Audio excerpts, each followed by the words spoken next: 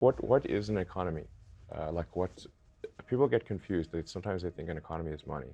Money is a database for exchange of goods and services, and for time shifting the exchange of goods and services. Money is a database. Money doesn't have power in and of itself.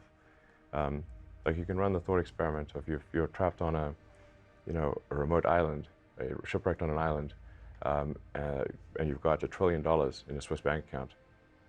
It's worthless. You'd rather have a can of soup. So, you have all the Bitcoin in the world, and you're still going to starve. So, the actual economy is goods and services. So then, what limits the output of goods and services? That limiter is labor. Even capital is distilled labor. So the limiting factor for the economy is labor. And so if you address the limiting factor for the economy, then it's not clear that an economy in the traditional sense has any meaning anymore, because you have no constraint on goods and services. The only things that will be missing are things that have artificial scarcity. So that where we decide to make it scarce, like a particular piece of art or a particular home in this exact location or something like that. Musk's economic theory is not really the one that is accepted by the mainstream.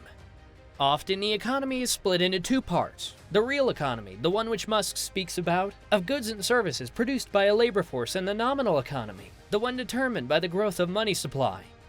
In the real economy, everything is about labor productivity and technological advancement, or innovation.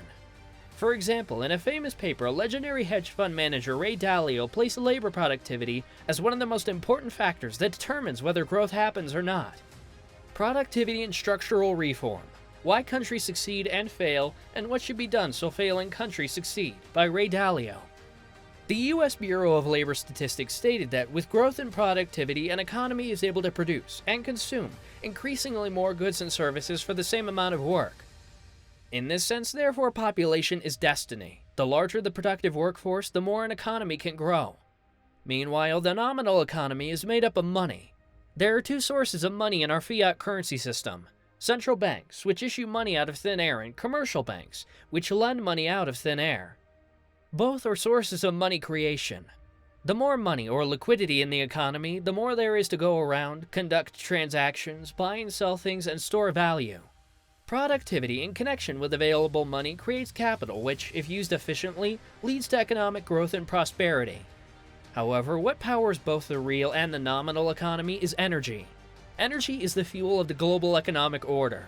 Once the mix of energy is transformed, a new economic order emerges. Coal powered the Industrial Revolution, lifting up the world from poverty into prosperity.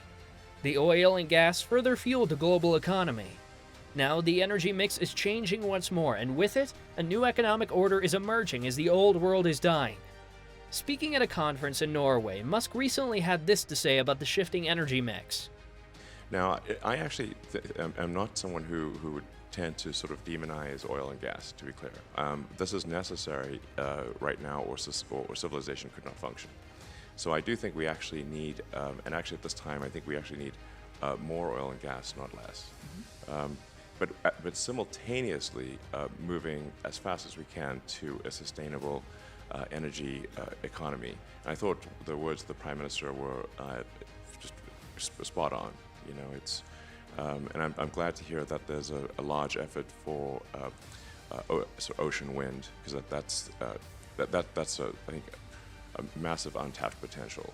I would say go even more than what the Prime Minister said. Frankly, it's like that's I mean, if you did 100 by 100 array of 10 megawatt systems, you'd have 100 gigawatt capability. And then you do need to combine that with stationary storage, battery packs, to buffer the energy, because sometimes the wind blows and sometimes it doesn't blow. Or it doesn't blow as hard. And so you need to buffer it with battery packs, stationary battery packs, and Tesla and other companies are also making that. So that the sort of the three pillars of a sustainable energy future are sustainable energy generation, which is hydro, geothermal, wind, solar. I'm also pro-nuclear. I mean, I think we should really keep going with the nuclear plants. I know this may be an unpopular view in some quarters, but I think if you have a well-designed nuclear power plant, you should not shut it down. Energy remains one of the most, if not the most, important factors for economic growth. Conflicts all over the world are started and continue because of energy resources. In recent months, the world has once again seen the importance of fossil fuels to sustain growth as conflict in Eastern Europe dislocated global energy markets. Less gas and oil being distributed to developed economies saw energy prices soar, pushing inflation rates at multi-decade highs and forcing central banks to end the era of easy money. This led to massive volatility across financial assets and even pushed the UK's pension system at the brink of collapse before the Bank of England intervened in the bond market. This is how important energy is for the economy. The slightest change to the supply of gas and oil, and the world's economy can go from prosperity to total collapse overnight. Now that the energy mix is changing, the key question is, which countries will be the winners and which will be the losers? This question is even more pertinent in the 21st century, where those with the right resources, including access to energy, will dominate the technology race. Companies worldwide have shifted their assets from tangible to intangible. This process has been in motion for the past 40 years. Most U.S. companies in the S&P 500 index have 90% of their assets in intangibles, a sign of innovation. But innovation to move forward requires energy.